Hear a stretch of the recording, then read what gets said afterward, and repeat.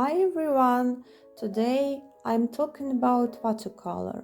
Those guys are the main characters for this video. These are main paints, main colors I use, and also some additional colors, some interesting colors, or some pretty similar colors, so you can compare and possibly choose the one to your taste for yourself. I prefer to buy paint in tubes because in tubes the colors are more saturated and more tinted, but I also has paint in pans and they are also quite bright and works very well. I don't use watercolors with pigment white in it or white gouache with watercolors. So here is now watercolors with pigment white. I don't want to tell that using the pigment white in watercolor is prohibited and that's it. This just means that I tried to use white pigment with watercolor and I didn't like it as I couldn't apply it in a way that it'll work for me. I really love how other artists use watercolor with white pigment and I think I'll try it later. Of course, there are a lot of paint. In order to tell about all of them, I'll need several videos, so I will break this story into several episodes. And today I hope to tell you about yellow and pink, reddish pink group I have.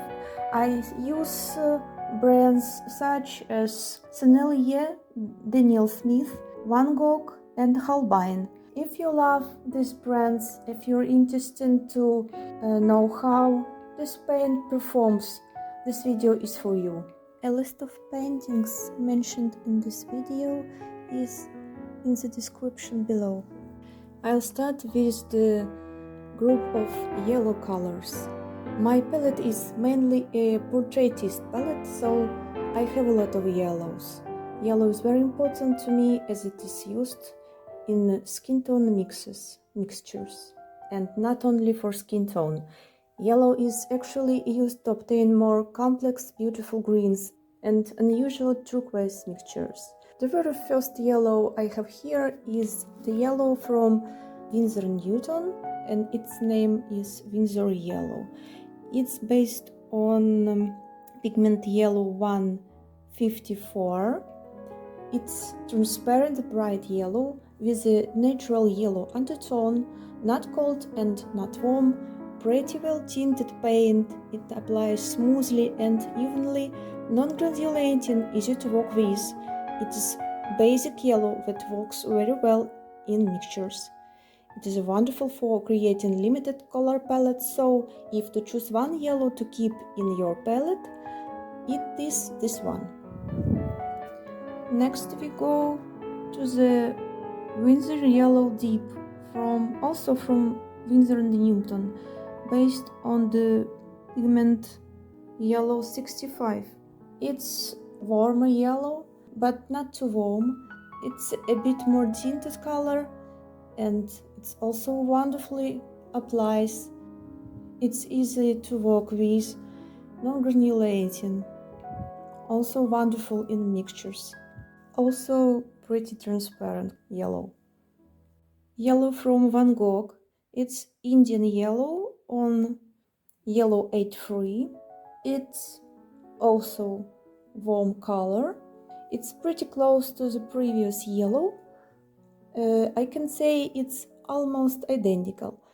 However, if the previous color is more inclined to yellow, this yellow from Van Gogh is closer to orange side. It would be possible to buy only one of these two. I can say they behave quite similarly in mixtures, but as I wanted to try different yellows, I bought both. Next, I want to show you yellow from the basic set of Van Gogh watercolors. Pretty good uniform paint that works well and very comfortable to go with. All in all, this set is wonderful to start with. It's azure yellow medium based on pigment yellow 154 and orange 62. My next yellow is from the same Van Gogh set. It's yellow ochre based on pigment yellow 42. It's also pretty basic yellow, not too cold, not too warm. I can say it's pretty interchangeable. Both colors are pretty transparent, smooth to work with, non-granulating, medium tinted. All in all, very good choice if you want to try watercolors. The next color is permanent lemon yellow, based on pigment yellow 184. It's also transparent, no white pigment in it. It's the coldest lemon yellow I have. I use it with pleasure, as it's running transparent and behaves very well in mixtures. It shines from beneath on layers, just wonderfully. Now let's go to the warmer side. It's very interesting and beautiful, more sour color from Sennelier. It's based on pigment yellow 150. It's very well tinted, can be used as transparent and more pigmented color, works well in mixtures and makes them shine, makes them warmer. In general, all my yellows that I show you here are colors that work great in mixtures and are very easy to work with. This yellow can be layered to increase its intensity. Very beautiful color, I can say, and pretty unique in my palette. Paint yellow from Daniel Smith. It's new gamboge based on yellow 97 and yellow 110. It's pretty well tinted, a bit granulating, but just a bit transparent, very beautiful, warm color. Such yellow I will not use as a base in the very bottom layer for skin tone. I will use it in the follow layers and for flowers, for base color, for clothes, in painting clothes. Anyway, it's a beautiful color. Next I have a yellow from Holbein. It's permanent yellow orange based on pigment yellow 74, 83 and pigment orange 73. It's also transparent yellow. This color I'll do use for skin tone, for as a base for skin tone, and in color mixtures as well. I use it very often. It's non-granulating, applies very smoothly. It's calm and closer to yellow-orange. Very calm. Rough sienna from Van Gogh based on pigment yellow 42. I use it if I need a skin tone closer to brown side, and also I can use it as a base color for hair, for clothes, etc. When I say that paint behaves well in mixtures, I mean that mixtures with its participation turn out beautiful and clean, and that it behaves very predictably in mixtures.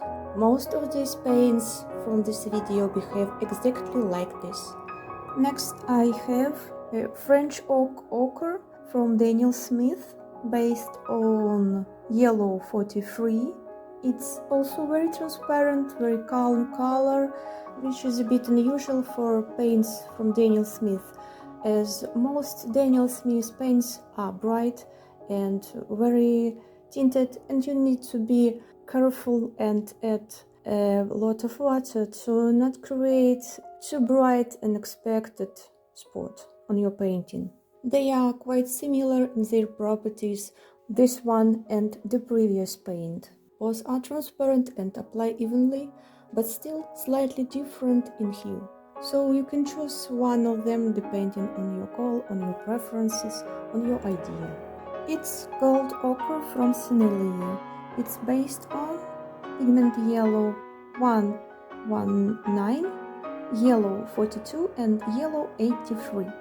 Being washed out, it can be the base for the skin tone, for the warm skin tone.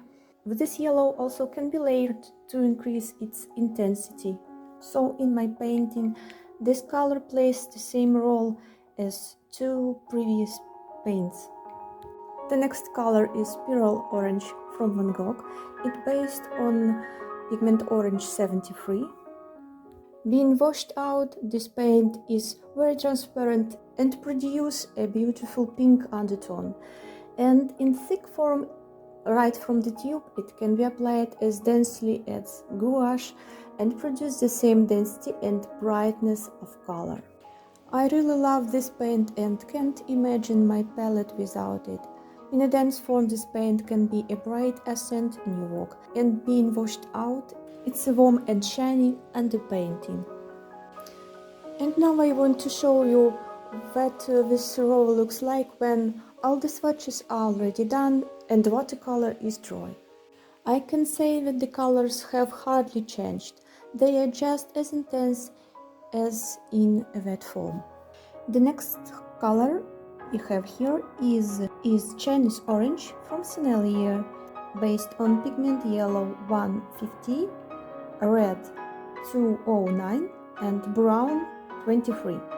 Despite the fact that this is a complex color based on 3 pigments already, it still participates very well in mixtures and never looks dirty. It's quite transparent and medium tinted, and it's slightly granuating. Now we go to the colors for blush on the cheeks and the tone of the lips. I cannot imagine my portrait palette without these colors. This is Vermilion from Van Gogh, based on 2 pigments. They are Red 455 and Orange 73. It has a very wide variety of uses. I use it for blush on the cheeks, for lips, for skin undertone, to warm it up. Being washed with water has orange rose undertone, not too warm, not too cold. Ready tinted, if applied right from the tube, can look as bright as gouache. Works very smoothly in mixtures and layers and non-granulating. The next color is Vermilion from Holbein, based on Pigment Red 108. This color is pretty similar to my previous one and has the same functions in my painting, but hue is slightly different. It's a little colder, so it has a bit more of violet in it. I use it in the layering and mixes a lot. I mix it with my yellows to get new beautiful orange shades. This is the Scarlet Lacquer from Sennelier, based on Pigment Red 188. It's another color from this quarter of similar tones. It's a little cooler in comparison with the previous one. In my search for good, subtle lip and cheek colors, I collected these 4 colors, but you can easily choose one, only one of them. This is truly basic color for rosy cheeks in a sunny day. The 3rd color from this rose red group is French Vermilion by Sennelier, based on Pigment Red 242. And I want to mention light fastness. All the colors in my palette have an excellent light fastness. Only a few colors here are fair, like opera pink, and I'll mention it when making swatches. This color and the previous one are pretty interchangeable.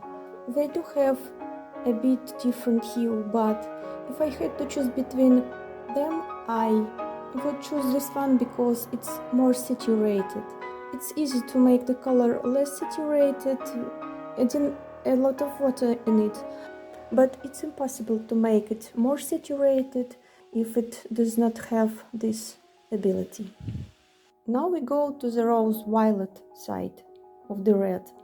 The next color I want to show you is Winsor Red Deep from Winsor & Newton, based on Pigment Red 264.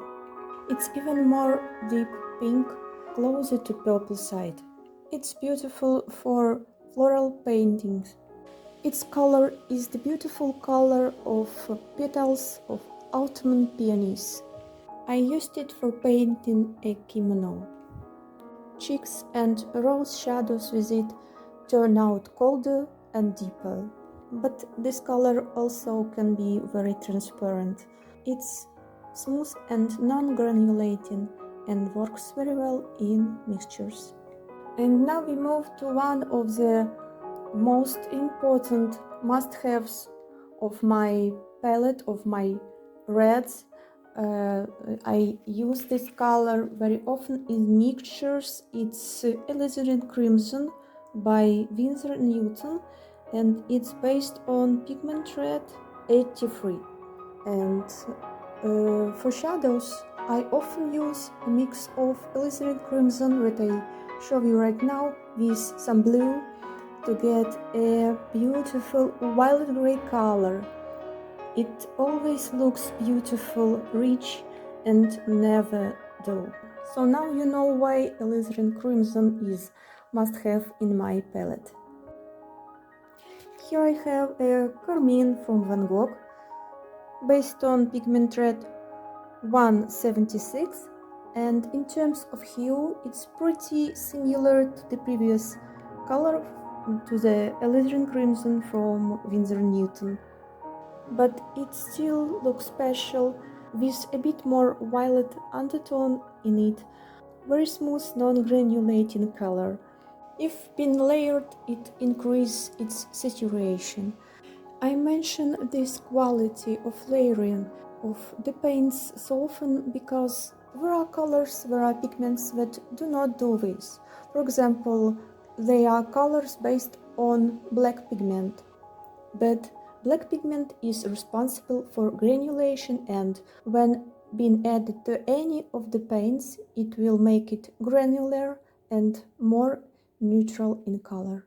Now I want to show you another Alizarin Crimson. This time it's from Sennelier, and it's based on Pigment Red 209, Yellow 83, and Red 179. In terms of hue, it's totally different from the Alizarin Crimson I showed you earlier. Every brand has its own Alizarin Crimson, and if to choose between those two colors, I prefer Alizarin Crimson from Winsor & Newton. It has only one pigment in it, so it'll work clearer in mixture. But anyway, an Alizarin Crimson from Sennelier has its own fans. It is beautiful. And if you want to try some new beautiful color, you'll not be disappointed with it. Next I have Perylene Maroon from Winsor & Newton. It's on Pigment Red 179, and it's calmer autumn color, one more color from this group of deep reds closer to cool side. Because if you feel blue-violet undertone in red, it's a cool red. It counts a cool red. And if you feel orange and yellow undertone in the red color, it counts a warm color. The next color is Perylene Brown from Sennelier, based on Pigment Red 209, Yellow 83, and Red 179. It's very quick and easy to pick up on the brush, and it gives its pigment to the paper very easily, so the paint is very pigmented. It can be either transparent or dense. This color is another attempt of mine to find a beautiful autumn pink-red color on par with the alizarin crimson from Winsor Newton. I consider this one the most successful find of mine. The next color, transparent pyrrole orange from Daniel Smith on Pigment Orange 71. Although it's called transparent and it can be transparent while a lot of water added, it can be also very dense if applied directly from the tube. It's very loud, bright color, orange-red, fiery color. Among the orange ones, this is the most beautiful, bright orange, my most loved finding. And the last red in this row, but totally not the least, is Winsor Red from Winsor Newton, based on the pigment Red 254. This paint is applied very evenly and does not granulate. It's pretty tinted and have a calm red tone closer to the cold side. As you can see, it is very similar to these three. That is, I was looking for a similar tone again. And here are the two rows that we made together today. The paint is already dry. The yellows go perfectly with these orange-red ones, don't they? This part turned out to be quite long already, and I really like how it turned out. There's a lot of information, so I'll cover the next colors in my next videos. In the next video, I want to show you my purple and orange-yellow colors, the ones I use in the shadows. If you enjoy watching my watercolor palette, if you enjoy this kind of videos, please like this video and subscribe to not miss my next videos. This way you'll let me know that you enjoyed it and I need to keep making this series. Thank you so much for watching. Bye bye.